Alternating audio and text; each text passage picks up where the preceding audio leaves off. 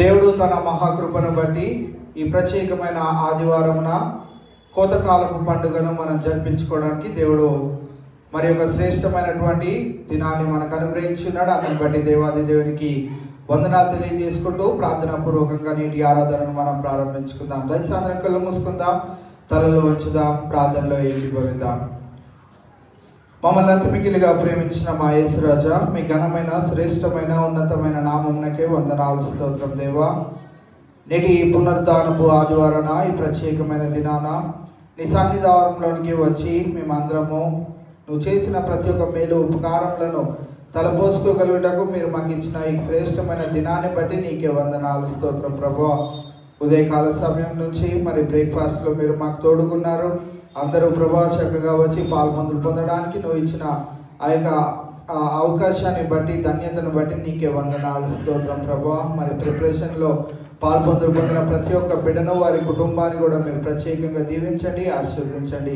అదే విధముగా ప్రభా మరి కృతజ్ఞతగా తీసుకొస్తున్న ప్రతి ఒక్క ప్రభా మరి వస్తువులను ప్రతి ఒక్క అర్పణమును ప్రభా నీవు దీవించండి, ఆశీర్వదించండి. వారి కుటుంబాల అవసరాలను కూడా మీరు తీర్చి తృప్తిపరిచి ప్రభా సంవత్సర కాలం అంతయు ప్రభా నువ్వు చేసిన మేలను మేము ప్రభా మరి జ్ఞాపకం చేసుకోవడానికి ప్రత్యేకమైన దినాన్ని ఈ పండుగ దినాన్ని మాకు అనుగ్రహించిన విధానాన్ని బట్టి నీకే వందనాలు స్తోత్రం ప్రభా. దీనిని మేము ఆచారంగా కాక ప్రభా నీ మహిమార్థముగా ప్రభా సంఘానికి ఉపయోగకరమైనటువంటి రీతిలో ప్రభా మేము దీనిని చేయగలుగుటకు మీ సహాయం అనుగ్రహిస్తున్న దేవా మీకే వందనాలు స్తోత్రం ప్రభా.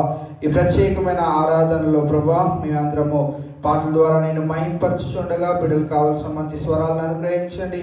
అదే విధంగా ప్రభా మరి కీర్తన భాగాన్ని విత్తబోయని దాసురాల్ని నీ సిలువ చాటును మరుగుపరచుకోమని ప్రార్థన చేస్తాను దేవా. ఈ రీతిగా నీ మందిరానికి సమయానికంటే ముందుగా కార్యక్రమాల్లో పాల్పొందులు పొందడానికి వచ్చిన బిడ్డలందరినీ ఒక ప్రత్యేక రీతిగా దీవించి ఆశీర్వదించమని, ఇంకా మార్గ మధ్యంలో ఉన్న బిడ్డలు కూడా సకాలంలో క్షేమకరంగా మా మధ్యలోనికి నడిపించిన దేవా మీకే వందనాలు స్తోత్రం ప్రభా.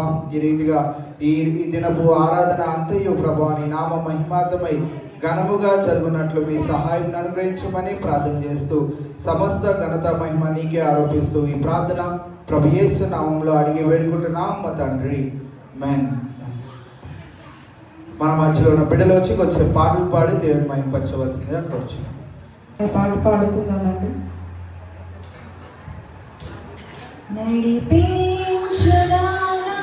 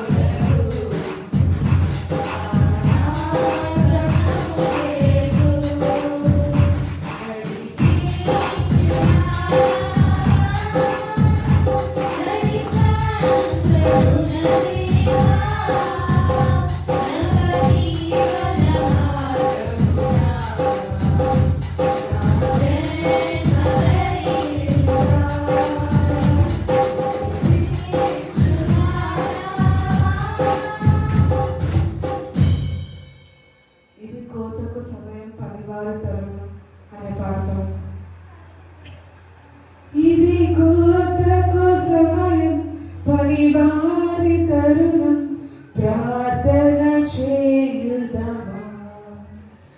ఇది కోతకు సమయం పని వారి తరుణం ప్రార్థన చేయుదమా. పైరును చూచెదమా, పంటను కోయుదమా.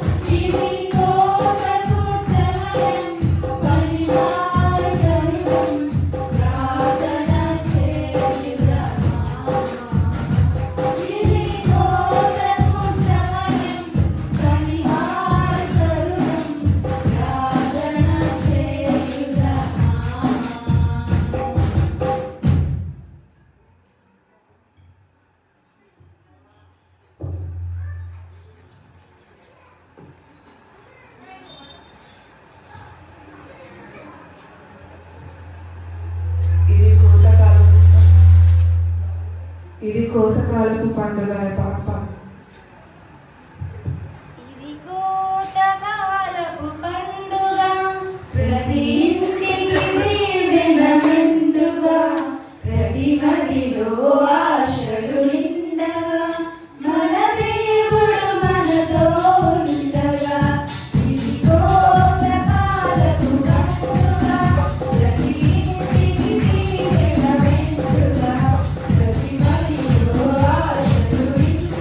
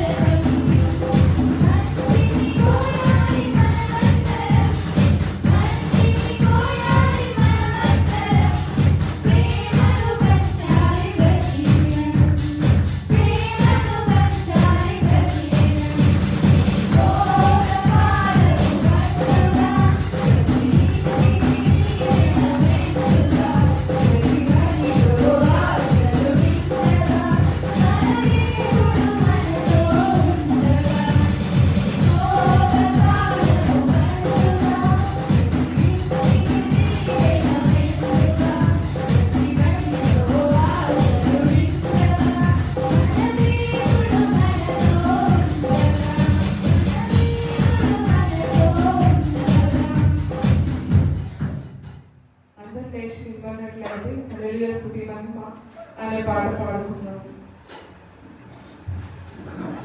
హల్లెలూయా స్తుతి మహిమ ఎల్లప్పుడూ దేవునికి చెరము. హల్లెలూయా స్తుతి మహిమ ఎల్లప్పుడూ దేవునికి చెరము.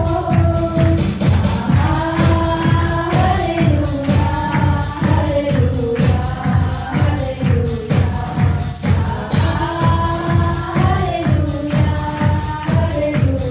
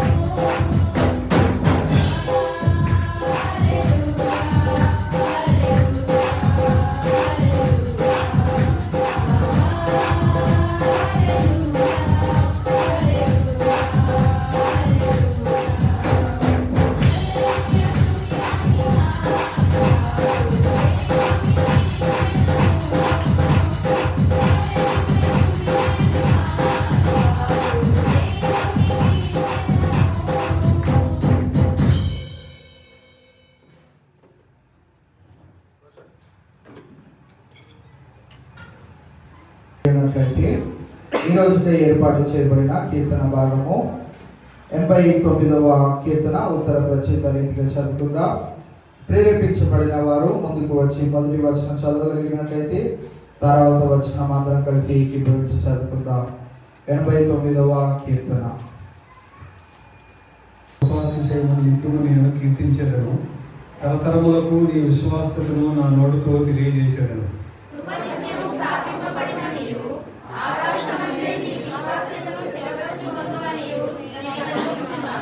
నేను ఏర్పరచుకొనిన వారితో నిబంధన చేసి ఉన్నాను, నిత్యము నీ సంతానమును స్థిరపరచెదను.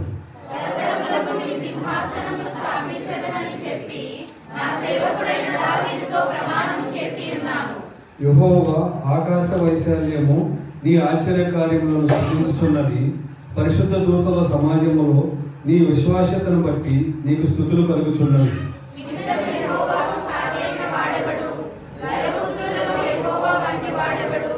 పరిశుద్ధ దూతల సభలో ఆయన మిక్కిలి భీకరుడు, తన చుట్టూనున్న వారందరికంటే భయంకరుడు.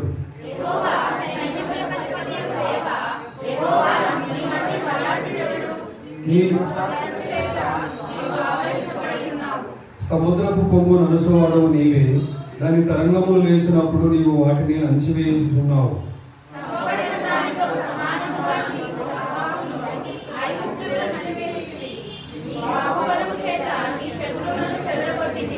ఆకాశము నీదే, భూమి నీదే, లోకమును దాని పరిపూర్ణతను నీవే స్థాపించితివి.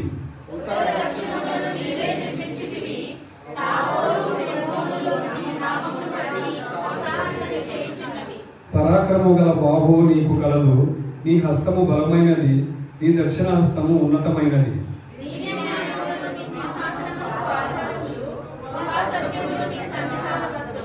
శృంగతనలో నెరుగు ప్రజలు ధన్యులు. యెహోవా నీ ముఖకాంతిని చూసి వారు నడుచుకొనిచున్నారు.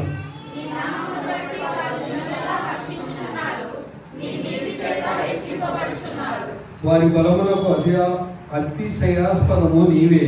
నీ దయచేతనే మా కొమ్ము హెచ్చించబడుచున్నది.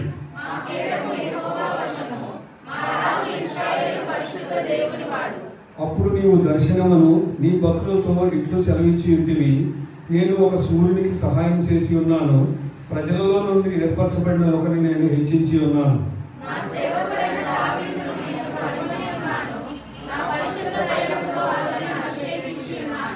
నా చెయ్యి ఎడతెగక అతనికి తోడై ఉండేను. నా బాహుబలము అతని బలపరచును.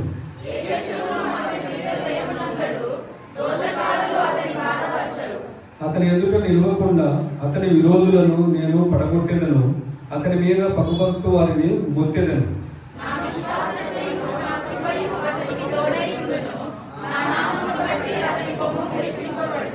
నేను సముద్రం మీద అతని చేసితిని, నదుల మీద అతని కుడి చేతిని ఉంచెదను.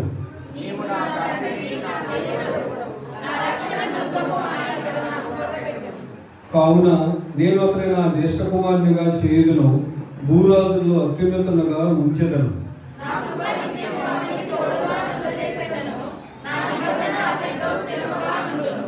శాశ్వత కాలం వరకు అతని సంతానమును, ఆకాశం ఉన్నంత వరకు అతని సింహాసనము నేను నిలిపేదను.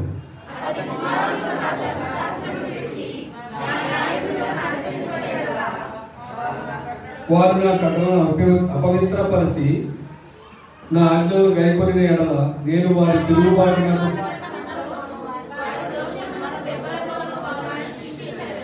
కానీ నా కృపను అతనికి బొత్తిగా ఎడమ చేయను. అబద్ధికుడినై నా విశ్వాసతను విడువను.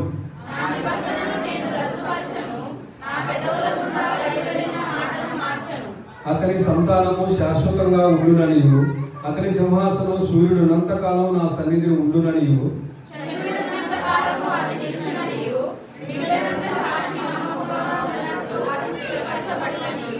నా పరిశుద్ధ తోడని నేను ప్రమాణం చేసి తిని, దావీదుతో నేను అబద్ధమాడను.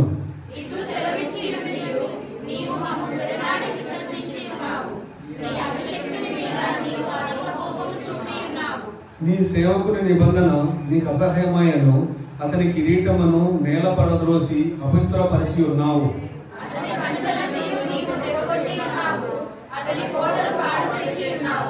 త్రోవను పోవారందరూ అతను దోచుకొంచున్నారు. అతను తన పొరుగు వారికి నిందాస్పదుడాయను.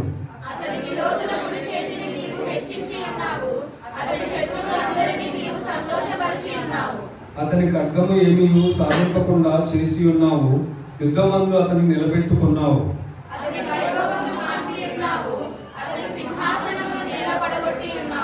అతని ఎవరి దినములను తగ్గించి ఉన్నావు. సిగ్గుతో అతని కప్పి ఉన్నావు.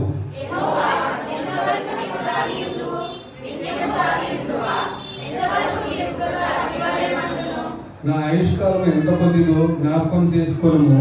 ఎంత వ్యర్థముగా నీవు నరులందరినీ సృజించి ఉన్నావు.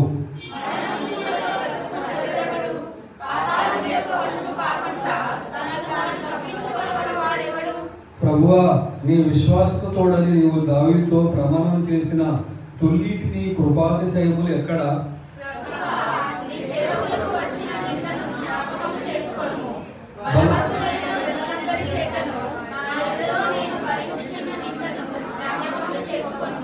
యెహోవా, అవి నీ శత్రువులు చేసిన నిందలు, నీ అభిషక్తుని నడతల మీద వారు మోపుచున్న నిందలు.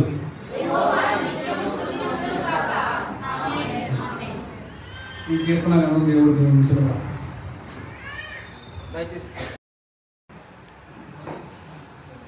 చదవబడిన 89వ కీర్తన భాగాన్ని మన మధ్యలో ఉన్న పాస్టర్ గారు వచ్చి వివరిస్తారు. అందరూ ప్రార్థన పూర్వకంగా దేవుని యొక్క మాటలు వినాలని మీకు మనవి చేస్తాను.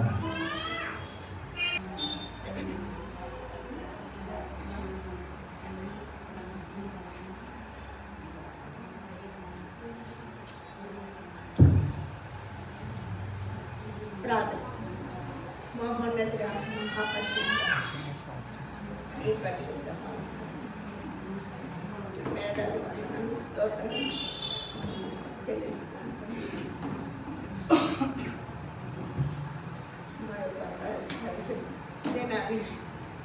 నా మా జీవితాల్లో కలిసి నీ కృప చేసిన విషయాలను బట్టి నీకు వందనాలు.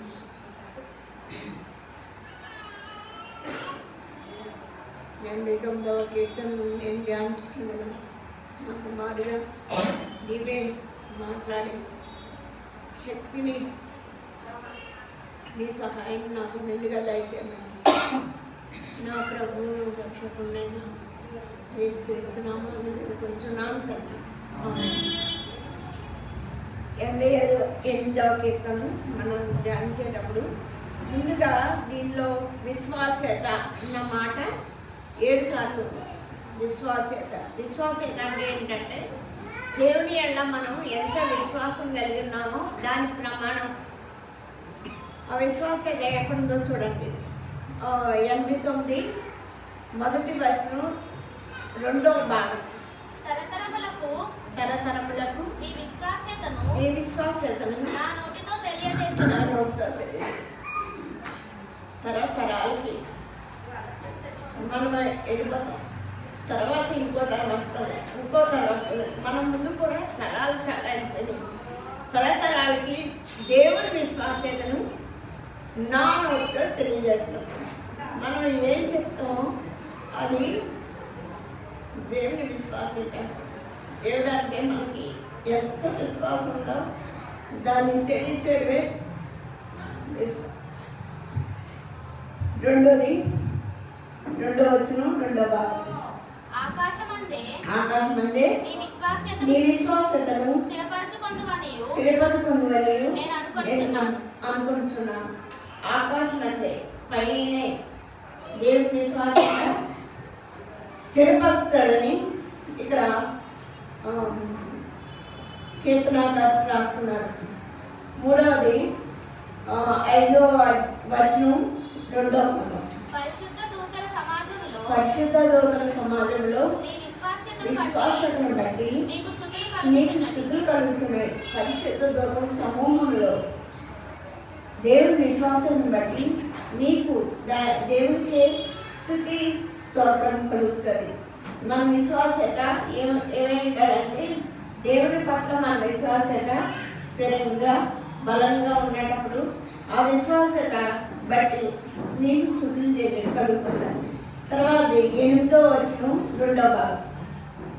నీ విశ్వాస చేత నీ విశ్వాసత చేత నీవు ఆవరించబడి ఉన్నావు. దేవుని విశ్వాసత మనందరం ఆవరించబడి ఉన్నాం. దేవుడు అంటే విశ్వాసం కనుకనే ఆయన మందిరానికి వచ్చాం. ఆయన చూస్తున్న దేవుడు సజీవుడు అని మనం నమ్మి ఆయన సన్నిధికి వచ్చిన మనం ఆయన విశ్వాసత గురించి వివరించాలి. మన నోటితో ఒప్పుకోవాలి. ఆ విశ్వాసాన్ని ఇతరులకు కనపరచాలి. ఎలా అంటే మన జీవితం ద్వారా, మన క్రియల ద్వారా, మన ప్రవర్తన ద్వారా మనం ఆయన విశ్వాసాలను కనపరచాలి. 24వ వచనం. నా విశ్వాసతయు నా విశ్వాసతయు నా కృపయు నా కృపయు అతనికి తోడై ఉండును.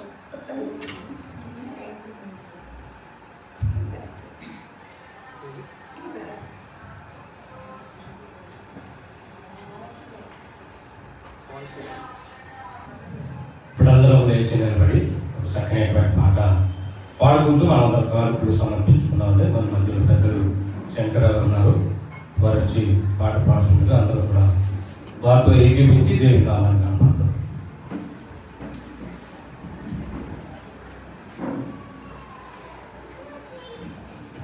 నీవు నాతో ఉండగా నాకు భయమేలా నా యేసయ్యా. నీవు నాతో నడువగా నాకు దిగులేలా నా యేసయ్యా.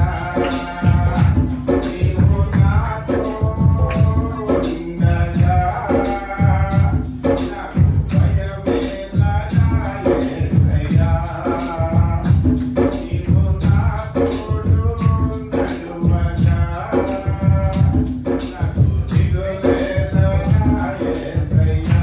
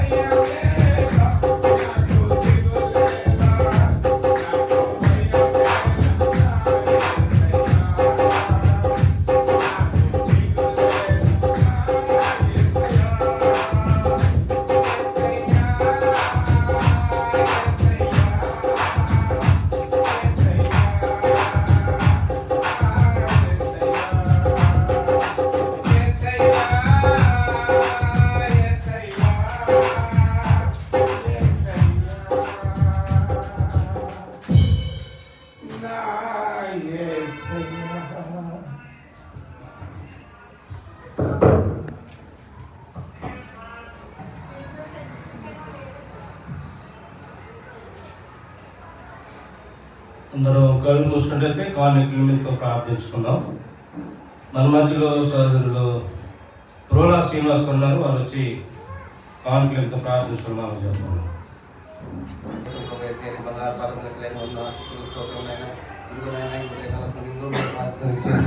స్థితించి ఆరాధించుకున్నట్టు నీకు ఎన్నో వేలాది తెలుసుకోసమైనా ఇదిగోనైనా ఉదయకాలం వచ్చి మేము పెట్టేసుకుని మమ్మల్ని దిగించుకుంటూ నీకు ఎన్నో వేలాది ఉన్నా తెలుసుకోసమైనా అందరూ ఉత్సాహంతో వచ్చినారు తండ్రినైనా అందరూ దిగించి ఆశీర్వదించింది. ఇదిగోనైనా మీ స్థితి ఆరాధనకు అందరూ వచ్చిన ఎందుకో ఎన్నో వేలాది ఉన్నా తెలుసుకోసమైనా అలాగేనైనా క్షేత్రం బాగా చెప్పిన పర్సన్ కూడా దిగించింది ఆశీర్వదించింది. అలాగైనా స్థితించి స్థితి అనుకున్న దేవానికి ఎన్నో వేలాది స్తోత్రమైనా ఇదిగోనైనా కానుక నిమిత్తం అందరూ కానుక వేయించిన తండ్రినైనా వేసిన కానుకను దిగించి ఆశీర్వదించి వారికి నూరంతగా ఫలితం అందించేటట్టు దిగించండి ఆశీర్వదించి. ఈ యొక్క కానుకలు మీ యొక్క స్థితి నిమిత్తం ఉపయోగించేటట్టు దిగించి ఆశీర్వదించి ఇచ్చిన ప్రార్థన అలాగేనైనా జరిగే ఆరాధన కూడా మీ యొక్క చూసుకోమని మీ యొక్క దేవునితో నింపుమని మీ యొక్క వాక్యం పాస్టర్ కూడా దీనికి ఆశీర్వదించుకుంటాం. వేస్తున్నాం నడుచున్నాం తండ్రి.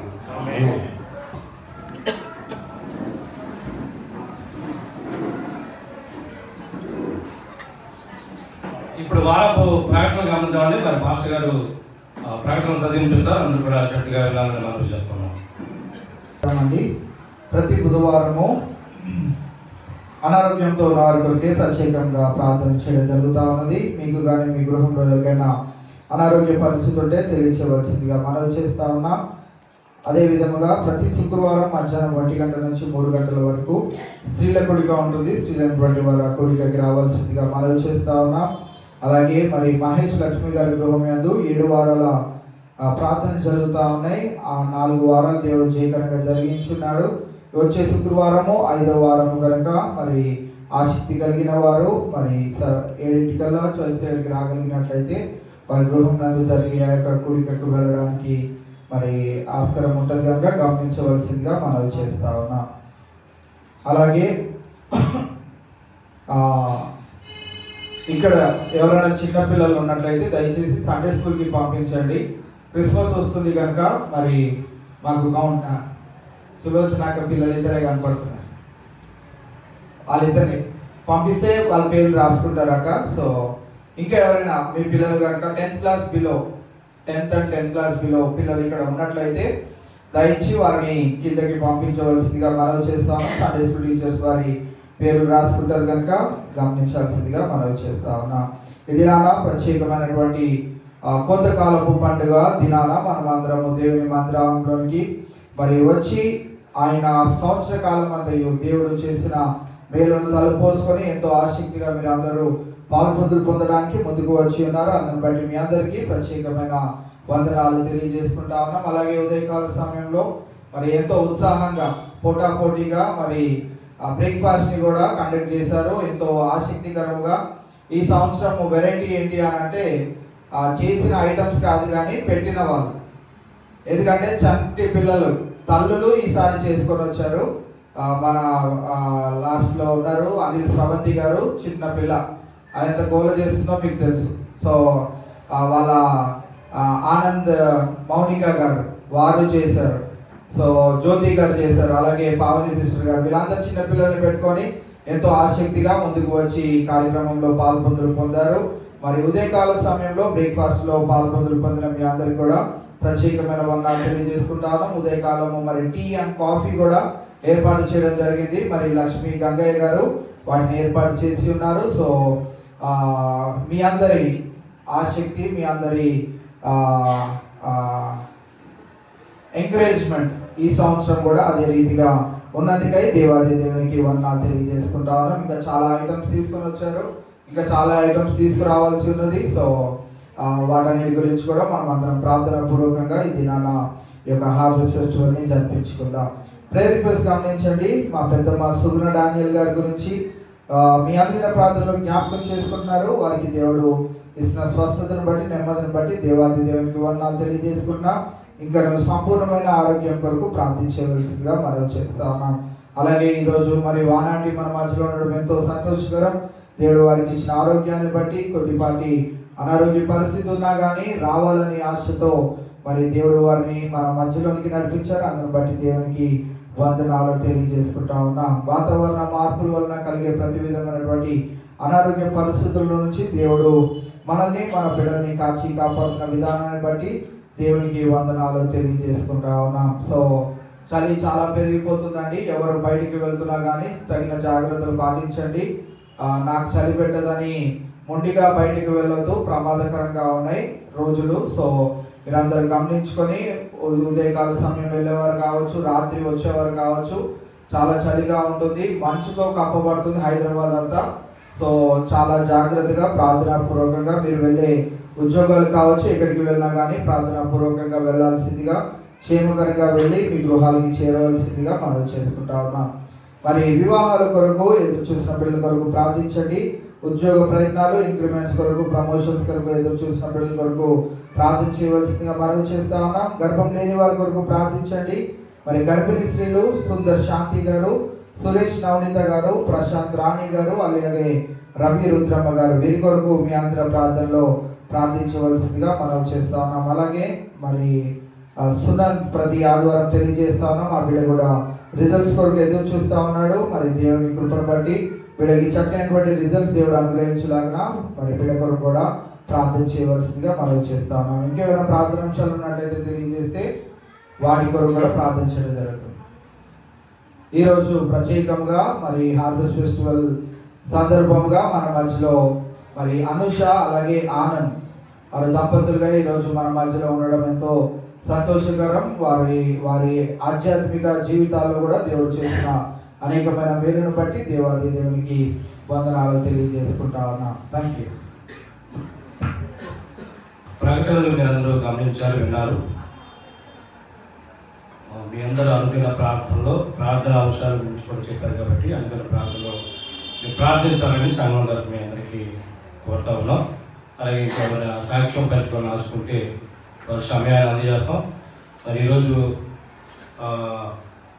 సమయం ఎక్కువ ఉంటుంది కాబట్టి క్లుప్తంగా మీ సాక్ష్యాన్ని పంచుకోవాలని మనం చేస్తాం.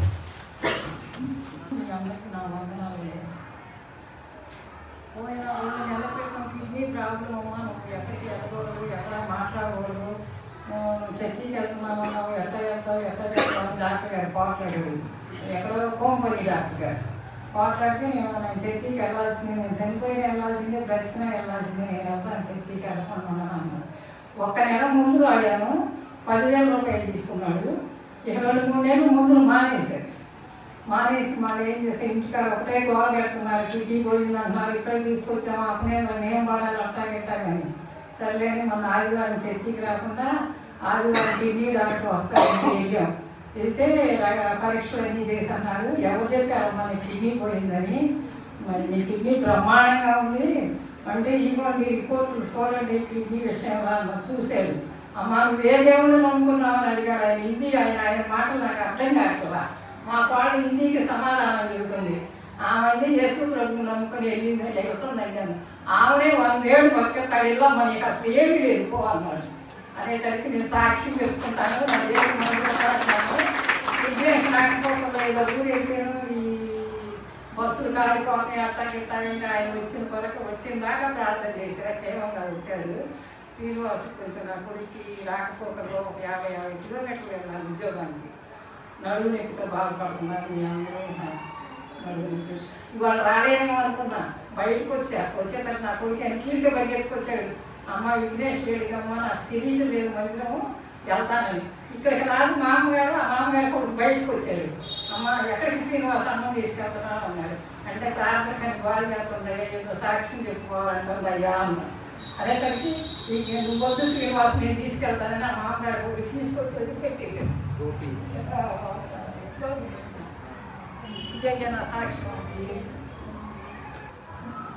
మరి ఇవ్వబడిన సాక్ష్యం మొత్తం దేవుని మహిమ కలుగును గాక. అమ్మగారు కూడా ప్రత్యేకమైనటువంటి వందనాలు తెలియజేసుకుంటా ఉన్నాం. మరి సమయాన్ని ఇంకా మనకి చాలా కార్యక్రమాలు ఉన్నాయి కాబట్టి మనందరూ లేచి నిలబడి ప్రాముఖ్యమైన అంశంలో మనం నిలబోతా ఉన్నాం. మనందరూ లేచి నిలబడి దేవుని నామాన్ని కనపరుస్తూ ఆయన నామాన్ని మహిమపరుస్తూ ఆయన వెలుగుని ఆయన ప్రత్యేకతను మన మధ్యలో చూసేలాగా మరి పేరు వర్షిప్ జరిపించుకున్నాం. మన మధ్యలో ప్రసన్న వారి టీం ఉన్నారు. వారు వచ్చి వర్షిప్ జరిపిస్తుండగా వారితో ఏకీపిస్తూ మరి దేవుని నామాన్ని కనపడతాం. మన అందరూ ప్రభు మరి మన మధ్యలో దేవుని వర్తమానం అందించడానికి జాన్ మోరీ గారు ఉన్నారు. ఏమంటాడుగా మనందరం కూడా దేవుని ఆత్మను బిడ్డ మీద కూర్చోవాలని ప్రార్థిస్తూ ఉన్నారు. ఇంకాను మనం పేరు వర్షిప్లో గట్టిగా దేవుని గణపరుస్తూ మహిమపరుస్తూ మరి ఆయన్ని నామాన్ని ఆరాధిద్దాం. ముందుకు రావాల్సిందిగా ప్రసన్న గారి టీంని ఆహ్వానిస్తా ఉన్నాం. ప్రభు చిత్రం చెప్పిన జాన్ మోరీ గారికి సమయాన్ని అందజేస్తా ఉన్నాం.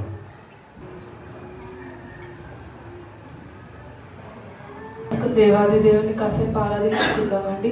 అందరికీ వచ్చిన పాట అంత్యకాల అభిషేకం అనే పాట పాడి దేవాది దేవుని ఆరాధిద్దాము. అంత్యకాల అభిషేకం సర్వజనుల కోసం కొండకాల దినములివి కవిని ఆత్మతో నింపుమా. అంత్యకాల అభిషేకం సర్వజనుల కోసం కొండకాల దినములివి కవిని ఆత్మతో నింపుమా.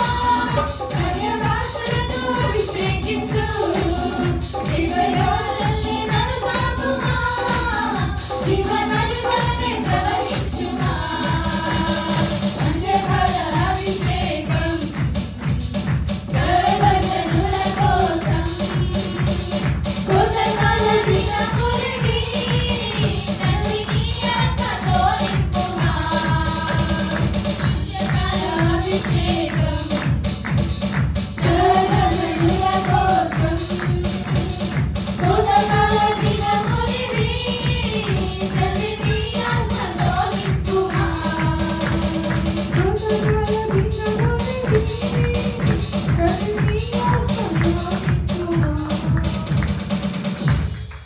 పరిశుద్ధ ప్రేమల మాత నేను నామలేఖను వందనాలు స్తుతి స్తోత్రాలు తండ్రి గత పరిశుద్ధ ఆదివారం నుంచి ఈ పరిశుద్ధ ఆదివారం వరకు నేను నీ సన్నిధిలో మమ్మల్ని అందరి రీతిగా కూడి నేను చేసినాడు నీకు ఎంతగా వందనాలు స్తుతి స్తోత్రాలు చెల్లించుకుంటున్నామయ్యా ప్రభా నేను ఇచ్చిన దినం కొరకు మీకు వందనాలు చెల్లిస్తున్నాం ప్రభా నేను కోతకాలం దినం మేము ప్రభా నన్ను మేము జరిపించుకుంటూ ప్రభా మాకు కావాల్సిన మాకు సంతోషం అన్నింటినీ దయచేయమని ఆశీర్వాదాన్ని మాకు దయచేయమని నేను ప్రార్థిస్తున్నాం తండ్రి నీకు వందనాలు ప్రభా అలాగే ఎంతమంది రాలేకపోయి ఉన్నారు ప్రతి ఒక్కరిని నిశ్చితమైతే వచ్చే ఆదివారం ప్రభా రావడానికి సహాయం చేయండి ప్రభా పాటలోను కీర్తనలోను ఆరాధనలోను మీరు మాతో ఉన్నందుకు వందనాలు ప్రభా నాయన ఈ సమయంలో నీ దాసుల వాక్యం ఎత్తుచుండగా ప్రభా నాయన మీ అందరం ప్రభా బలం పొందుకొని నాయన ఎటు రీతిగా ప్రభా వాక్యం ఎదగాలో ప్రభా మమ్మల్ని మాకు బోధించమని నాయన నేను ప్రార్థిస్తున్నాం తండ్రి ప్రభా నీకు వందనాలు దేవవాక్యం విని ప్రభా నాయన నూరింతలుగా ఫలింప దయచేయమని ప్రార్థిస్తున్నాను తండ్రి ప్రభా ముఖ్యంగా నీ రాకడకు ప్రభా మమ్మల్ని మేము స్థిరపరచుకుంటకు నాయన మమ్మల్ని ప్రభా రెడీగా ఉంచమని ప్రార్థిస్తున్నాను తండ్రి నీకు వందనాలు నాయన అలాగే ప్రభా తండ్రి ఇంకా ప్రభా నాయన జరుగుతున్న ప్రతి కార్యంలో మీరు ముందండి మమ్మల్ని నడిపించమని ఈ చిన్న స్తుతి ఆరాధన మీకు అర్పిస్తున్నాం పరమ తండ్రి ఆమేన్. కూర్చున్నామండి. వేళ యోహాను 2వ పత్రికలోని 7-8 వచనాలు ధ్యానించుకుందాం. నేను కూడా త్వరగానే వాక్యాన్ని ముగించడానికి ప్రయత్నం చేస్తాను. 7-8 వచనాలను మనం చదువుకొని ముందుకు కొనసాగుదాం. యేసుక్రీస్తు శరీరధారి అయి వచ్చనని ఒప్పుకొనని వంచకులు అనేకులు లోకములో బయలుదేరి ఉన్నారు. అట్టివాడే వంచకుడును క్రీస్తు విరోధి అయి ఉన్నాడు. మేము మీ మధ్యను నెరవేర్చిన కార్యములను చెడగొట్టుకొనక మీరు పూర్ణ ఫలము పొందునట్లు జాగ్రత్తగా చూచుకొనుడి. నేటి దినాన మరి ఒక పదాన్ని మనము గమనించవలసిన వారమై ఉంటా ఉన్నాం. 7వ వచనంలో ఒక పదం ఏంటిది అని అంటే అనేకులు. గడిచిన వారం 4వ వచనంలో చూసాము కొందరు. అనేకులు తప్పు త్రోవ వైపు ఆసక్తి చూపెడతా ఉన్నారు, కొందరు సత్యము వైపు ఆసక్తి చూపెడతా ఉన్నారు. ఇవాళ మనము గమనించాలి, చాలా సుదీర్ఘంగా సంఘ విస్తరణలో చాలా ప్రాముఖ్యంగా మనం గమనించగలిగినట్లయితే జనుల యొక్క సంఖ్య సంఘాలలో పెరగడంలో ప్రాముఖ్యంగా మనం చూడగలిగినట్లయితే ఆ సంఘాలలో క్రీస్తును పక్కకు పెట్టిన బోధే అత్యధికంగా కనపడతా ఉంటది. ఒక మ్యూజిక్ ని ప్లే చేస్తూ ఉండడము, ఏదో చేస్తూ మరి వారు ఆ రీతిగా సంఘాలను జనాలతో నింపుకునే ఆ యొక్క బాటను మనం చూస్తూ ఉంటాం. సంఘాలను జనాలతో నింపుకోవడంలో ఏం తప్పు ఉందండి అని అంటే, అంతమందికి ఒకటేసారి మనం ఏం చెప్తా ఉన్నాం అనంటే తప్పుడు బోధను, అసత్యమును వారికి అంతమందికి మనం ఒకటేసారి చెప్పగలుగుతా ఉన్నాం. కావున ఇవాళ ఇక్కడ యోహాను 4వ వచనంలో ఏమన్నాడంటే కొందరు సత్యంలో ఉన్నారు. 7వ వచనం వచ్చేటప్పటికి అనేకులు వంచకులుగా మారుతా ఉన్నారు. క్రీస్తుకు విరోధమైనటువంటి బోధను చేసేవారిగా వారు ఉండడం మనం చూస్తా ఉన్నాం. ఎంత విషాదకరం అనంటే ఇవాళ ప్రస్తుత కాలము క్రైస్తవ్యంలో కూడా అదే బోధ విధానాన్ని మనం చూస్తా ఉన్నాం. దానికి ఆకర్షితులయ్యే వారిని మనం అనేకులుగా చూస్తా ఉన్నాం. ఇవాళ యోహాను 8వ వచనంలో ఏం చెప్పాలనుకుంటున్నాడు అని అంటే, మీరు ఈ అనేకులు చెప్పే ఈ క్రీస్తుకు విరోధమైనటువంటి అసత్యపు బోధన మీరు వినడం వలన మీరు ఏం కోల్పోతున్నారంటే, మీకు రావాల్సిన ఆ ఫలము దానిని మనము పోగొట్టుకుంటా ఉన్నాం. చాలా మంది అనుకుంటా ఉన్నాము, మాకు ఫలం ఎక్కడ పోయింది, మేము బాగానే ఉన్నాం. ఇక్కడ ఫలం గురించి కాదు పరిశుద్ధ గ్రంథం ఎప్పుడు తెలియజేసేది. ఇక్కడ ఫలం గురించి కాదు పరిశుద్ధ గ్రంథం ఎప్పుడు మాకు హెచ్చరిక చేసేది. పరలోక సంబంధమైన ఫలము గురించి. ఇవాళ మనం గమనించగలిగినట్లయితే చివరిగా అంటున్నాడు, పూర్ణ ఫలము మనమందరం పొందినట్లు మనం ఎలా ఉండాలంట? జాగ్రత్త. సో ఇవాళ కొన్ని పదాలను మనం గుర్తుంచుకోవాల్సిన వారమై ఉన్నాం. అనేకులు ఉన్నారు. ఎవరు వారు? వంచకులు. కొందరే ఉన్నారు. ఎవరు వారు? సత్యాన్ని అనుసరించేవారు. సో ఇవాళ మనము సత్యాన్ని అనుసరించగలిగినట్లయితే మనము ఏం పొందుకుంటాము? పూర్ణ ఫలాన్ని పొందుకుంటాం. పూర్ణ రాజ్యంలో స్థానాన్ని మనము పొందుకునే ధన్యతలో దేవుడు మనల్ని ఉంచుతాడనే విషయాన్ని ఈవేళ మనము గమనించవలసిన వారమై ఉంటాం. 7వ వచనాన్ని మళ్ళీ మనం చదువుకున్నట్లయితే, యేసుక్రీస్తు శరీరధారి అయి వచ్చనని ఒప్పుకొనని వంచకులు అనేకులు లోకములో బయలుదేరి ఉన్నారు. ఇవాళ మనము గమనించగలిగినట్లయితే ఎవరైతే ఈ లోకానికి రక్షణకర్తగా ఉన్నారో, ఎవరైతే ఈ లోకంలో ఉన్న పాపానంతటిని తొలగించడానికి ఒక అడ్డుకట్టగా ఉన్నారో ఆయనని ఈవేళ చాలా మంది బోధకులు ఏం చేస్తున్నారంటే, ఈయన అవసరత అంతగా మనకి లేదు. ఈయనను ఎప్పుడు వాడుకుంటాం అంటే స్వస్థతలు జరగాల్సినప్పుడు ఈయన మాకు కావాలి, దయ్యాలు పోగొట్టాలనుకున్నప్పుడు ఈయన మాకు కావాలి, ఇంకేదో అద్భుతాలు జరగాలన్నప్పుడు మనకి ఈయన అవసరం ఉన్నది. ఈయన బోధలు చెప్తే అనేకులు ఆకర్షితులు అవ్వరు, మన సంఘాలు నింపబడవు, మనం అంతా అభివృద్ధిలోనికి వెళ్ళలేము అని అనేక మంది బోధకులు ఈవేళ ఆ రీతిగా బోధిస్తున్న వేళ దేవుని మహాకృపను బట్టి మనము కొందరమైనప్పటికీ సత్యంలో నడవడానికి దేవుడు చూపెడుతున్న ఆ కృపకై దేవాది దేవునికి వందనాలు తెలియజేయవలసిన వారమై ఉంటాం. సో ఇవాళ మనము గమనించినట్లయితే యేసుక్రీస్తు శరీరధారి అయి వచ్చెనని ఈ ఒప్పుకోనుట్లో చాలా మందికి ఇబ్బంది కలుగుతా ఉన్నది. అందుకే పౌలు భక్తుడు తిమోతికి రాసిన మొదటి పత్రిక 3వ అధ్యాయం 16వ వచనంలో మరి ఒక పదాన్ని వాడాడు. ఆ పదాన్ని కూడా మనం గుర్తుంచుకోవాలి. తిమోతికి రాసిన మొదటి పత్రిక 3వ అధ్యాయము 16వ వచనం, నిరాక్షేపముగా దైవ భక్తిని గూర్చిన మర్మము గొప్పదై ఉన్నది. ఆ మర్మం ఏంటిది అంటే, ఆయన అనగా యేసుక్రీస్తు ప్రభువారు సహశరీరుడుగా ప్రత్యక్షుడు. ఆయన మొట్టమొదటిగా అక్కడ ఆగినట్లయితే ఆయన ఈ లోకంలోనికి ఏ రీతిగా వచ్చాడు అని అంటే, ఆయన సశరీరుడుగా ఈ లోకంలోనికి వచ్చాడు. సశరీరుడుగా అని అంటే ఆయన మానవ శరీరాన్ని సంపూర్తిగా ధరించుకొని ఈ లోకంలోనికి వచ్చెను. ఇవాళ ఆ విషయాన్ని నేటికి యూదులైనటువంటి వారు ఒప్పుకోలేకపోతా ఉన్నారు.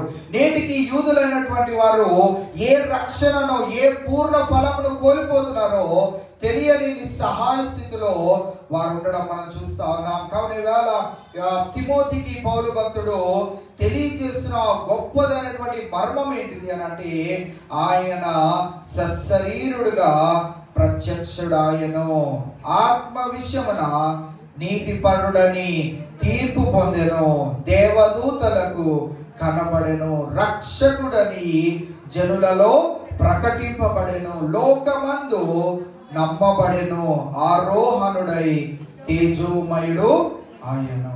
ఇవాళ ఆయన గొప్పతనాన్ని కనుక మనం గమనించినట్లయితే ఈ 16వ వచనంలో ఎంతో సుదీర్ఘమైనటువంటి అర్థముతో కూడినటువంటి మాటలను పౌలు భక్తుడు రాయడం మనం చూస్తా ఉన్నాం. సో ఇవాళ ఆయన ఈ లోకంలోనికి ఎలా వచ్చాడని మొట్టమొదటిగా మనం నమ్మాలి అని అంటే, ఆయన శరీరుడిగా మానవ శరీరాన్ని ధరించుకొని తన దైవత్వాన్ని కోల్పోకుండా ఆయన ఈ లోకంలోనికి వచ్చాడు. ఇవాళ దానిని ఒప్పుకోలేని అనేక మంది బోధకులు, అనేక మంది మరి పరిచారకులను మనం చూస్తా ఉన్నాం. వారి వలె మనం ఉండకూడదు. లేఖన భాగం 66 పుస్తకాలు మనకి ఏదైతే తెలియజేస్తుందో వాటిని మనం అర్థం చేసుకొని వాటి రీతిగా మన జీవితాన్ని ముందుకు కొనసాగించవలసిన వారమై ఉంటాం. ఇదే విషయాన్ని యోహాను మొదటి పత్రికలో కూడా తెలియజేశాడు. 4వ అధ్యాయము మొదటి 3 వచనాలు కూడా మనం చూసినట్లయితే 2-3 వచనాలు చదువుదాం. యేసుక్రీస్తు శరీరధారి అయి వచ్చనని ఆత్మ ఒప్పుకొనును. ఏ ఆత్మ ఒప్పుకొనునో దేవుని సంబంధం అది ఎవరి సంబంధమైనదంట? దేవుని సంబంధమైనది. ఇవాళ ఏది ఏమైపోయినా కానీ మొట్టమొదటిగా మనము నమ్మవలసింది ఏంటిది అని అంటే ఆయన శరీరుడుగా ఈ లోకంలోనికి వచ్చాడు. ఒకవేళ ఆయన శరీరంనే ధరించుకోకుండా వచ్చినట్టయితే కొన్ని డినామినేషన్స్ ఉన్నాయి. మన భారతదేశంలో ఇంకా డినామినేషన్స్ లేవు, కానీ వరల్డ్ వైడ్ మనం గమనించినట్లయితే ఆయన మానవుడిగా రాలేదు. ఆయన ఒక ఆత్మలాగా వచ్చాడు. అలాగా ఆయన చేయవలసిన పనిని చేశాడు, వెళ్ళిపోయాడు. ఆయనకి ఏ శరీరం లేదు. ఆయన కొంతమందికే కనిపించాడు. కొన్ని ప్రాంతాల్లోనే ఆయన తిరిగాడు. అందరికీ ఆయన శరీరాన్ని ధరించుకొని మానవుడిగా ఆయన లోకంలోనికి రాలేదనే డినామినేషన్ కొన్ని సంఘాలలో మనం చూస్తూ ఉంటాం. సో ఇలాంటి అభ్యంతరకరమైనటువంటి బోధ వారు చేయడానికి గల ప్రధానమైన కారణం ఏంటిది అని అంటే మనమే. ఎందుకు మనమే అంటున్నామంటే ప్రతిసారి మనకి ఏం కావాలి అని అంటే కొత్త పచ్చడే కావాలి. కొత్త పచ్చడే తీయగా ఉందని, కొత్త పచ్చడే రుచిగా ఉందని, కొత్తదనాన్ని అబ్బా ఎప్పుడు ఇదే చెప్తాడు అని ఆశపడుతున్నారు కనుక కొంతమంది బోధకులు ఏమయ్యారంటే ఈ బైబిల్ గ్రంథాన్ని మళ్ళీ వారికి అర్థమైన రీతిలో వారికి అనుకూలంగా దీన్ని మార్చి వేసుకొని వారి సంఘాలను నింపుకోవడానికి ఒక కొత్త బోధన వారి మధ్యలోనికి తీసుకొని వెళ్తే అనేకులు వచ్చి వారికి ఆకర్షితులు అవుతారు అనే ప్రయత్నాలలో యేసుక్రీస్తు ప్రభువారిని నానా విధాలుగా వారు బోధించడము, ఆయనను ఉపయోగించుకోవడము మనం చూస్తా ఉన్నాం. ఇవాళ క్రైస్తవ లోకము ఒక ప్రాముఖ్యమైన సత్యాన్ని మనం గ్రహించాలి. అది ఏంటిదనంటే ఇవాళ ఇవి 7-8 వచనాల నుంచి ఏంటిదనంటే యేసుక్రీస్తు ప్రభువారు ఈ లోకంలోనికి ఎలా వచ్చాడండి? శరీరధారిగా మనవలెని ఒక శరీరాన్ని ధరించుకొని, పాపము లేనటువంటి శరీరాన్ని ధరించుకొని ఆయన ఈ లోకంలోనికి వచ్చాను అని ఏ ఆత్మ ఒప్పుకొనునో అది ఎవరి సంబంధి అంట? దేవుని సంబంధి. ఏ ఆత్మ అయితే ఒప్పుకొనదో అది దేవుని సంబంధమైనది కాదు. క్రీస్తు విరోధి ఆత్మ వచ్చునని మీరు విన్న సంగతి ఇదే, ఇది వరకే అది లోకంలో ఉన్నది.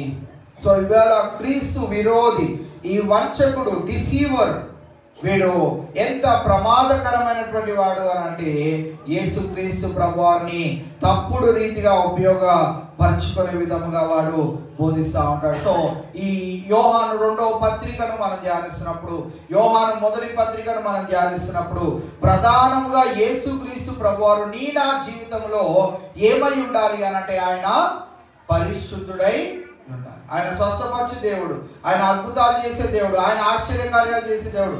ఇవన్నీ ఆయన గుణ లక్షణాలు. వాటన్నిటిలో ప్రాముఖ్యమైనది ప్రతి క్రైస్తవుడు నమ్మి ఆయన లాగా మారడానికి ప్రయత్నం చేయవలసిన ఒక గుణ లక్షణం ఏంటిది అనంటే ఆయన పరిశుద్ధత.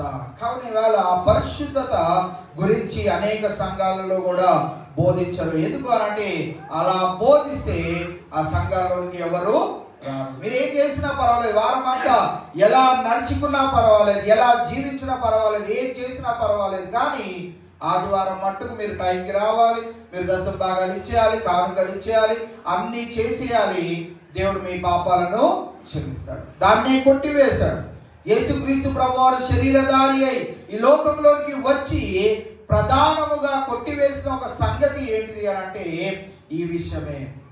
ఆయన లోకంలోనికి వచ్చి తన ప్రాణాన్ని అర్పించిన తర్వాత ఇంకా మనము దేవునికి అర్పించడానికి దానికంటే ఎక్కువైనది ఏదియూ లేదు.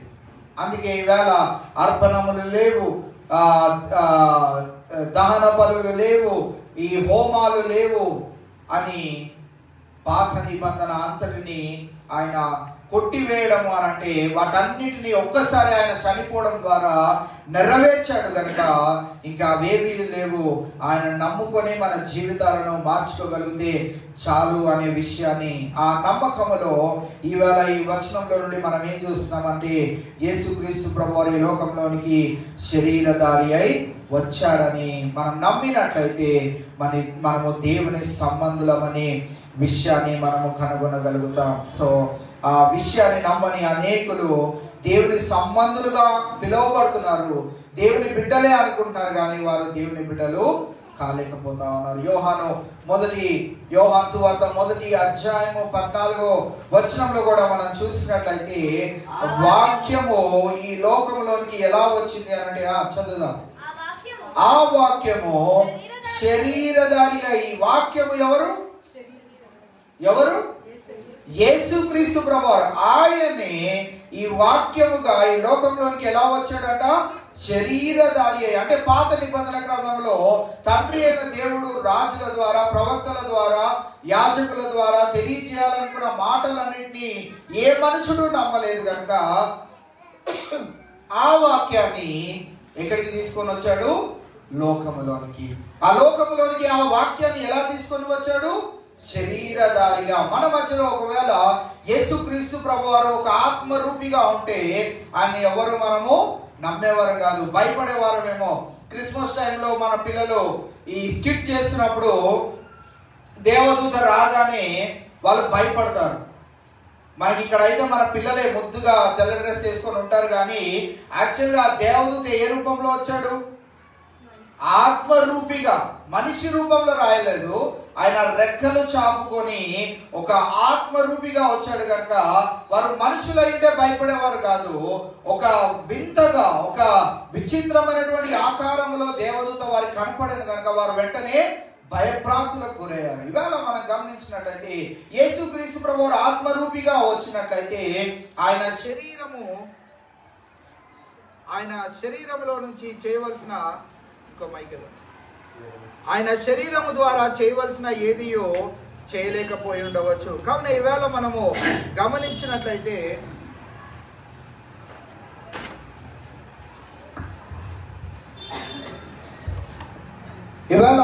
గమనించగలిగినట్లయితే యేసుక్రీస్తు ప్రభువారు ఆ వాక్యమై, ఆ వాక్యముగా ఈ లోకములోనికి శరీరాన్ని ధరించుకొని వచ్చాడు. మన శరీరంలో ఏమున్నది?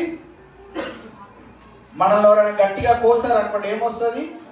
రక్తం వస్తుంది. ఆయనను కొట్టినప్పుడు, ఆయనకు మేకులు కొడుతున్నప్పుడు, ఆయనకు ముళ్ళ కిరీటాన్ని ధరించినప్పుడు ఏమొచ్చింది?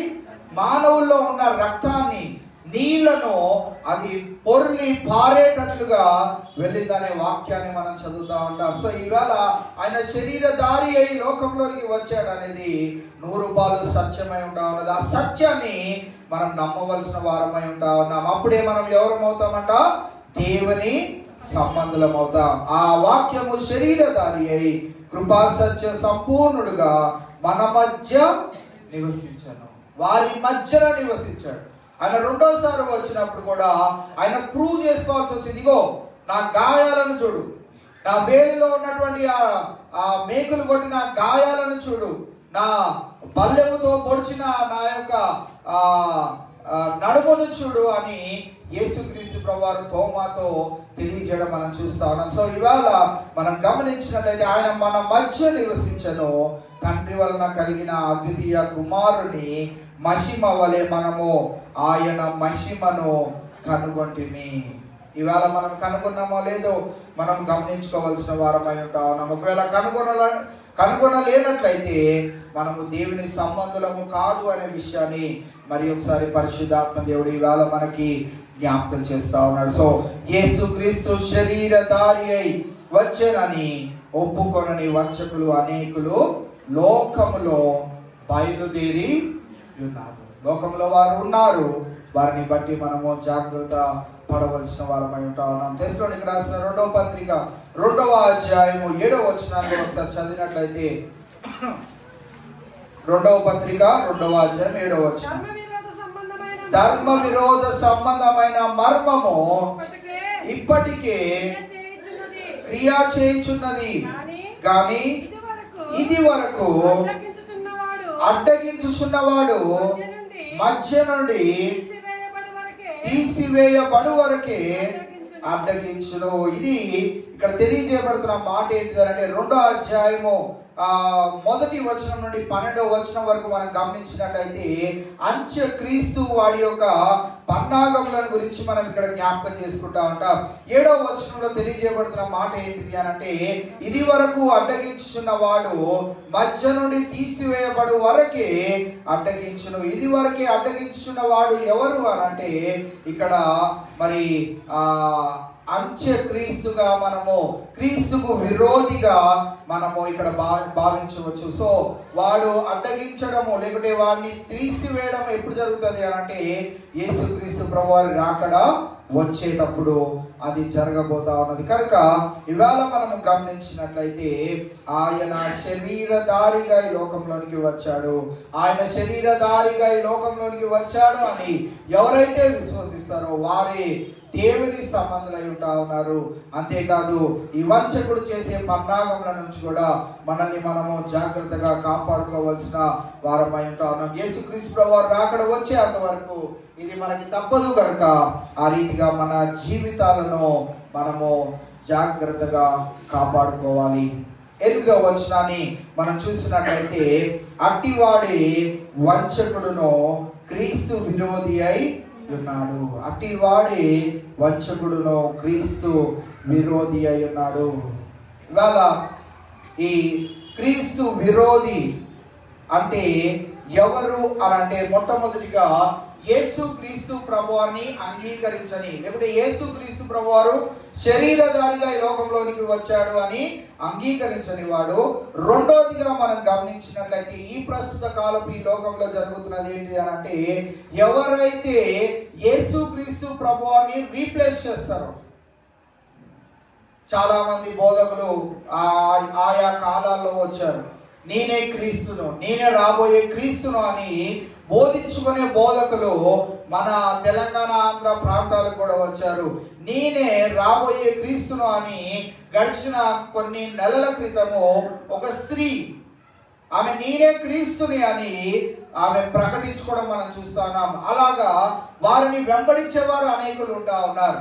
యేసుక్రీస్తు ప్రభువు ఈ లోకంలోనికి వచ్చినప్పుడు శరీరధారిగా మొట్టమొదటిసారి వచ్చినప్పుడు ఆయన ఏమేం చేయనై ఉన్నాడు, ఎలా ఈ లోకంలోనికి రాలై ఉన్నాడు, ఎలా పుట్టనై ఉన్నాడు, ఎలా మరణించనై ఉన్నాడు, ఎలా పునరుద్ధానం పొందుకొని ఉన్నాడు, ఏ దినాన లేపబడనై ఉన్నాడు అనే విషయాలన్నిటినీ పాత నిబంధన గ్రంథంలో ప్రవక్తల ద్వారా దేవుడు తెలియజేసి ఉన్నాడు. సో పాత నిబంధన అంతా మనం చదివితే యేసుక్రీస్తు ప్రభువారు తిరిగి పునరుద్ధానము చెంది తండ్రి చెంతకు ఎప్పుడు వెళ్తాడో మనకి స్పష్టంగా తెలియజేయబడుతుంది. ఇప్పుడు నూతన నిబంధనలో మనం ఏం చూడనై ఉన్నాము అని అంటే ఆయన రాబోయే సంగతుల్లో ఆయన ఎలా రానై ఉన్నాడు, ఆయన వచ్చినప్పుడు ఏం జరగనై ఉన్నది, ప్రకృతి ఏ విధంగా స్పందించనై ఉన్నది, ఆకాశము ఏ విధంగా స్పందించనై ఉన్నది, భూమి ఏ విధంగా స్పందించనై ఉన్నది అనే విషయాలన్నింటినీ స్పష్టంగా తెలియజేసి పెట్టడం మనం చూస్తా ఉన్నాం. కావున ఈవేళ మనం గమనించినట్లయితే ఈ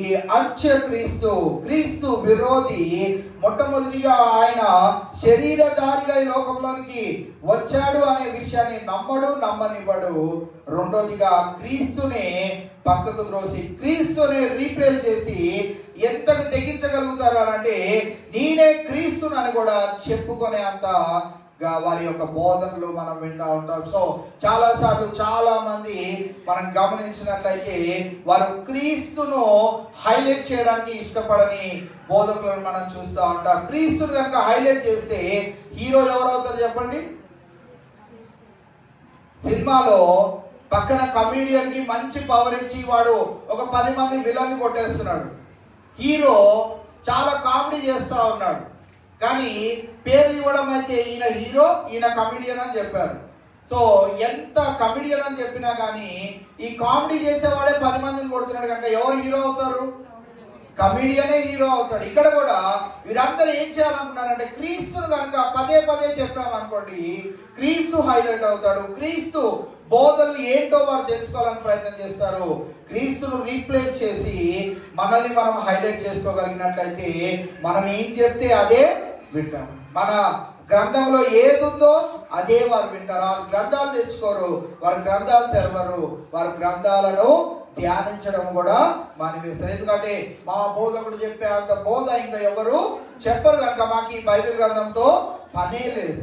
ఆయన ఏం చెప్తే అదే దైవవాక్కు, ఆయన ఏం చెప్తే అలానే మేము చేస్తామని గుడ్డి నమ్మకస్తుల వలె మనం ఉండకూడదు. వారందరూ ఎవరు అని అంటే వంచకులు, క్రీస్తుకు విరోధులు. వారు క్రీస్తునే పక్కకు పెట్టి వారి బోధను, వారి యొక్క వ్యవహారాలను జరిపించుకునే వారిగా ఉంటా ఉన్నారు. మత్తయి సువార్తలోనికి వెళ్ళినట్లయితే 24వ అధ్యాయము 4-5 వచనాలు ఒకసారి చదువుదాం. మత్తయి సువార్త 24వ అధ్యాయము 4-5 వచనాలు.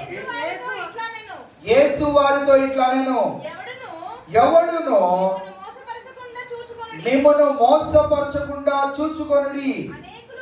అనేకులు నా పేరిట వచ్చి నేనే క్రీస్తునని చెప్పి పలువురిని మోసపరచెదరు. 6వ వచనం మరియు 4-5. ఓకే. సో ఇక్కడ వారు వచ్చి ఏం చేస్తారంట, యేసు వారితో ఇట్లా నేను శిష్యులతో చెప్తున్న మాటను మనం ఇక్కడ గమనిస్తున్నాం. ఎవడును మిమ్మను మోసపరచకుండా చూచుకొనుడి. ఏమంటారంట వాళ్ళు వచ్చి, నేనే క్రీస్తునని చెప్పి పలువురిని ఏం చేస్తారంట, మోసపరుస్తూ ఉంటారు. సో ఇవాళ మనం గమనించాల్సిన ప్రాముఖ్యమైన మాట ఏంటిది అంటే, క్రీస్తునని చెప్పి క్రీస్తు బోధల్ని మేము బోధిస్తామని చెప్పి వచ్చే ప్రతి ఒక్కరిని మనము నమ్మకూడదు. వాక్యానుసారమైనటువంటి బోధ వారు చేస్తున్నారా లేదా మనం గమనించుకోవాలి. గడిచిన దినాల్లో కూడా మీకు ఒక ఎగ్జాంపుల్ చెప్పాను. ఎవరిని పడితే వారిని ఇంటికి రానివ్వకూడదు అని చెప్పాను.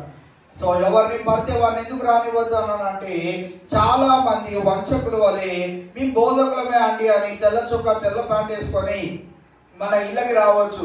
వారందరూ బోధకులే, వారు చాలా అద్భుత కార్యాలు, ఆశ్చర్య కార్యాలు చేశామని చెప్పుకున్న వారే అయినప్పటికీ వారు ఏ ఉద్దేశాలతో మన ఇంటికి వస్తారో మనకి తెలియదు. కనుక ఇవాళ అటువంటి వారిని మనము నమ్మనవసరం లేదు.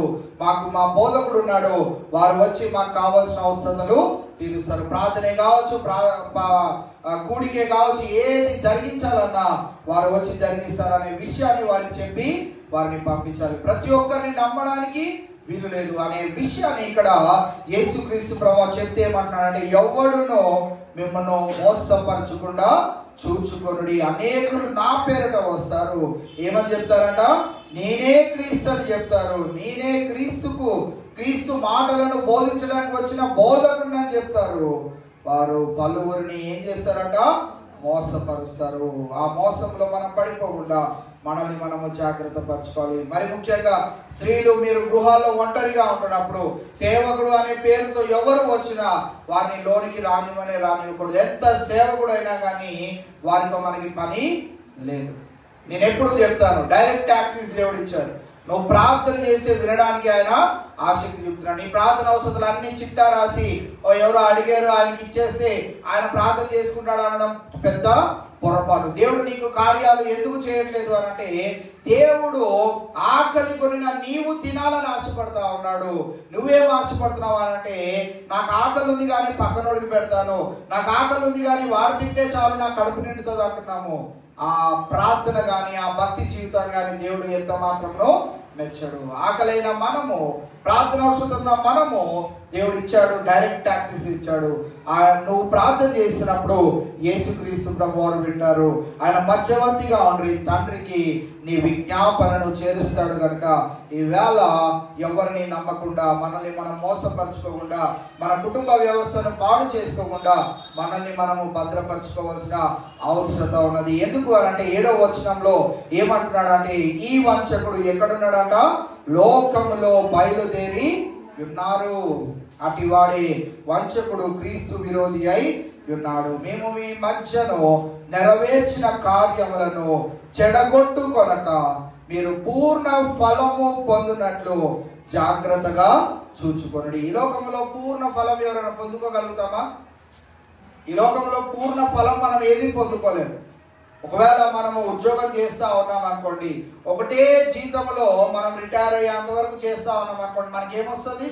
విసుకొస్తుంది. సంవత్సరానికో 2 సంవత్సరాలకో బెటర్ అవ్వాలి, వేరే కంపెనీలో మారాలి, వేరే ఉద్యోగాన్ని పొందుకోవాలి, ఇంకా బెటర్ అవుతూ వెళ్ళాలని ఆశపడతా ఉంటాం. ఏ పరిస్థితులు అయినా కానీ ఈ రెండింట్లో ఉంటున్నట్లయితే సొంత గృహంలోకి ఎప్పుడు వెళ్తానా అని ఒక ఆశ ఉంటా ఉంటుంది. ఇలాగా ఈ లోకములో పూర్ణ ఫలము మనం ఎప్పటికీ పొందుకోలేము. అందుకే బైబిల్ గ్రంథము లోకం కూడా చెప్తున్న మాట ఏంటిది అని అంటే, ఏ మనుషుడు కూడా ఎప్పుడు కూడా తాను ఎలా అంటే హృదయాన్ని సంపూర్తిగా లేకపోతే సంతృప్తిగా ఉంచుకొనే ఆ పరిస్థితి ఎక్కడా కూడా కనపడనే కనపడ. సో ఈ పూర్ణ ఫలమును మనం ఎక్కడ పొందుకోగలుగుతాము అని అంటే పరలోక రాజ్యంలో మనము పొందుకోగలుగుతున్నాం. దాని గురించి ఇక్కడ ఏమంటున్నాడంటే, మేము మీ మధ్యలో నెరవేర్చిన కార్యములను చెడగొట్టుకొనక. మీ మధ్యలో అనేకమైన కార్యాలు చేశాం, అనేకమైన బోధలు మీకు బోధించాం, అనేకమైన విషయాలను మీకు చెప్పాం, సూచక క్రియలు తెలియజేశాం, యేసుక్రీస్తు ప్రభువారి గురించి చెప్పాం, ఆయన బోధ విధానాల గురించి చెప్పాం, సంఘాన్ని ఎలాగా కట్టాలో చెప్పాం, సంఘంలో ఏముండాలో చెప్పాం, అన్ని విషయాలు చెప్పాం. వాటిని ఏం చేయొద్దంట ఇప్పుడు మనము చెడగొట్టుకొనక. వాళ్ళు అలా చెప్తున్నానండి. ఆ బోధకుడు చాలా పెద్ద బోధకుడు, చాలా సీనియర్ బోధకుడు అండి. ఆయన అలా బోధిస్తున్నాడు, మనకు తెలియదు ఆయన ఏం బోధిస్తున్నాడు, ఆయన ఏం చెప్పాలనుకున్నాడో తెలియదు. మా మమ్మీ చాలాసార్లు చెప్తా ఉంటుంది, వాళ్ళ చిన్నప్పుడు యూత్లో ఉన్న ఇప్పుడు ఆ పాస్టర్ గారు కొన్ని విషయాల్లో వారిని హెచ్చరించేవాడంట. ఇప్పుడు వాటన్నింటిని ఆయన ఎంకరేజ్ చేస్తున్నాడు. సో కాలక్రమేణా బోధన ఏం చేస్తా ఉన్నాము, అప్పుడు ఒకలాగుంది, ఇప్పుడు ఏం చేస్తున్నాం, దానిని కొంచెం మారుస్తా ఉన్నాం. ఎందుకంటే ట్రెండ్ మారింది. అందరి చేతుల్లో ఫోన్ ఉంటుంది కనుక మనం ఫోన్కి అందరూ ఎడిక్ట్ అయిపోతున్నారు కనుక ఫోన్లోనే మనం వాక్యం వినేటట్టు దాన్ని మార్చేద్దాం. అందరూ కొన్ని వాటికి ఎడిక్ట్ అవుతా ఉన్నారు కనుక దాన్ని మన సంఘంలోనికి తెద్దాం. ఏం తప్పుందిలే అన్నట్లుగా వాక్యాన్ని మరి ప్రస్తుత కాలపు క్రైస్తవ్యానికి ముడిపడేటట్లుగా ఎవరు ఎక్కడికి వెళ్ళిపోకుండా అది కూడా కరెక్టే అన్న రీతిగా వాటిని తీసుకొని వచ్చి సంఘంలో పెడతా ఉన్నారు. అది చాలా ప్రమాదకరమైనది, చాలా పొరపాటు అయినటువంటిది. అలాంటిది మనం చేయకూడదు. ఇక్కడ అందుకే ఏమని రాస్తున్నాడు, చెడగొట్టుకొనక. మీ మధ్యలో మేము నెరవేర్చిన అనేకమైన కార్యములు మీరు చూస్తా ఉన్నారు, వాటిని ఏ విధము చేతనైనానో చెడగొట్టుకొనక. మోసపరిచేవాడు మన మధ్యలోనికి వస్తున్నప్పుడు, వాడు మనల్ని చెడగొట్టడానికి ప్రయత్నం చేస్తున్నప్పుడు వాటిని చెడగొట్టుకొనక మీరు ఏం చేయాలంట, మీరు పూర్ణ ఫలము పొందునట్లు ఏం చేయాలి, జాగ్రత్తగా చూచుకొనుడి. ఈ వచనములో చెడగొట్టుకొనక అనే ఆ యొక్క పదాన్ని అండర్లైన్ చేసుకోవచ్చు, జాగ్రత్తగా అనే పదాన్ని అండర్లైన్ చేసుకోవచ్చు, పూర్ణ ఫలము. ఇవి మన జీవితాలలో మనము పొందుకోవాల్సిన వారమై ఉంటాం. ఈ లోకంలో కాకపోవచ్చు కానీ ఆ నిత్య రాజ్యంలో మనం సంపాదించుకోగలుగుతాం. అందుకే యేసుక్రీస్తు ప్రభువారు ఒక ఉపమానం చెప్తూ ఇలా అన్నారు, 10 తలాంతులు 5 తలాంతులు ఇచ్చిన వాడు ఎన్ని చేశాడండి, 10 చేశాడు. 2 ఇచ్చిన వాడు 4 చేశాడు. 1 ఇచ్చిన వాడు ఇంకా అద్భుతమైన కార్యం చేశాడు. మనలాగా ఏం చేశాడు, దాన్ని తీసుకెళ్లి దాచిపెట్టుకున్నాడు. ఆయన అంటాడు, యజమానుడా నువ్వు ఎంత ఘోరమైనటువంటి వ్యక్తి అంటే నన్ను ఏం చేస్తావో అనే భయం పుట్టుకొని నేనేం చేశానంటే దాన్ని చాలా జాగ్రత్తగా భద్రపరిచాను, నువ్వు రాగానే దాన్ని తీసుకొచ్చి నీకు ఇస్తున్నాను. అక్కడ ఆ యజమానుడు అన్న మాట మనం గమనించినట్లయితే, అరే బాబు ఈ తలాంతుని తీసుకెళ్ళి వడ్డీకి ఇచ్చినా కానీ ఆ వడ్డీ పైసలన్నా వచ్చేవిరా, దాన్ని బట్టి నిన్ను హర్షించేవాడిని, నిన్ను మెచ్చుకునేవాడిని, నువ్వు ఆ పనిని కూడా చేయలేవు. ఈవేళ మనం గమనించాలి, మనం చాలా సార్లు మనము ఇదే రీతిగా ఉంటాం. పూర్ణ ఫలము పొందుకునే ఆ దిశగా మనం ప్రయాణం చేస్తున్నప్పుడు మనకి ఏదో బోర్ కొట్టేసినట్టు, అబ్బా ఎప్పుడు ఇలానే లైఫా, ఎప్పుడు ఇలానే ఉంటే బాగుంటుందా, రోజు వాక్యమే చదువుకోవాలా, రోజు ప్రార్థనే చేసుకోవాలా, ఇంకేమైనా చేస్తే ఇంకేదైనా వెరైటీ చేస్తే అన్నట్టు వెరైటీ కోరుకునే విషయంలో బైబిల్ గ్రంథం ఎంత పాతదైనదో మన బ్రతుకులు మన భక్తి జీవితం కూడా అంత పాతగానే మనం ఉంచుకోవడము ఎంతైనా మనకి శ్రేయస్కరం. మన పెద్దలు చెప్తా ఉంటారు, నేటికి చాలా సంఘాల్లో మనం చూస్తూ ఉంటాం, పెద్దలైనటువంటి వారు సంఘాలకు వెళ్తూ ఉంటారు, వారి పిల్లలైనటువంటి వారు సంఘాలకు వెళ్ళరు. ఎందుకు అని అంటే వారు మేము ఇంట్లో ఉండి వినేస్తాం, నువ్వు వెళ్ళేసినా నీకు అలవాటు కదా అంటారు. సో పెద్దలకి ఏంటి అలవాటు? ప్రతి ఆదివారం ఖచ్చితంగా నేను దేవుని ఆలయంలో ఉండాలి. ఇంట్లో ఉండి వింటే నాకంత తృప్తిగా ఉండదు. అదే మా జనరేషన్ మీరందరికి ఎలా ఉంటది? ఇంట్లో ఉండి వింటా ఉంటే ఎంతో హాయిగా ఉంటది. అదే అక్కడికి వెళ్ళామంటే అంతసేపు ఖాళీగా కూర్చోవాలి, టైం వేస్ట్ చేసుకోవడం ఎందుకు? ఈలోపు 4 పనులు చేసుకుంటూ వాక్యాన్ని వినేసి ఆరాధన వినేసి ముగించేసుకుంటే బాగుంటది అన్న రీతిగా మనం ఉంటాం. సో ఇవాళ మనం గమనించినట్లయితే మనకి ఇవ్వబడిన తలాంతులు అనేకమైన ఉంటూ ఉండగా మనం ఎలాంటి వారంగా ఉంటామంటే కాదు నాకు ఈ తలాంతులు వద్దు, నాకు ఏదో తలాంతు కాదు. మనం అడుగుతా ఉంటాం రివర్స్ గా, నాకు ఇవి ఇచ్చేవి ఎందుకు? అవి ఇవ్వాల్సింది, అవి ఇచ్చుంటే నేను నిరూపించేవాడు. అవి ఇచ్చినా మనం నిరూపించాం, ఇవి ఇచ్చుంటే నిరూపించలేని మనము ఏవి ఇచ్చినా కానీ నిరూపించలేము. సో దేవుడిచ్చిన ప్రతి విధమైనటువంటి తలాంతును ఆయన మహిమార్థమై మనం వాడవలసిన వారమై ఉన్నాం. సో ఇక్కడ ఒక తలాంతు ఇచ్చిన వాడు దానిని ఉపయోగించుకోలేదు, వాడు పొందిన యొక్క శిక్ష మనందరము తెలిసిన వారమే, వినిన వారమే. కనుక ఇవాళ మనము గమనించగలిగినట్లయితే మనము యోహాను భక్తుడు తెలియజేస్తున్నాడు, నేను మీ మధ్యన చేసిన కార్యములను మీరు చెడగొట్టుకొనక ఏమి చేయమన్నానో వాటిని జరిగించి పూర్ణ ఫలము పొందునట్లు మిమ్మల్ని మీరు జాగ్రత్త పరచుకోండి. లేవీకాండము 10వ అధ్యాయం మొదటి 2 వచనాల్లో మనం అక్కడ 2 వ్యక్తులను మనం చూస్తాం. వారు ఏ విధంగా ఫలాన్ని కోల్పోయారో మనం చూసినట్టయితే లేవీకాండము 10వ అధ్యాయం మొదటి 2 వచనాలు, అహరోను కుమారులైన నాదాబు అబీహులు తమ పాత్రలను తీసుకొని వాటిలో నిప్పులుంచి వాటి మీద ధూప ద్రవ్యము వేసి యెహోవా తమకు ఆజ్ఞాపింపని వేరొక అగ్నిని ఆయన సన్నిధికి తేగా యెహోవా సన్నిధి నుండి అగ్ని బయలుదేరి వారిని కాల్చివేసెను.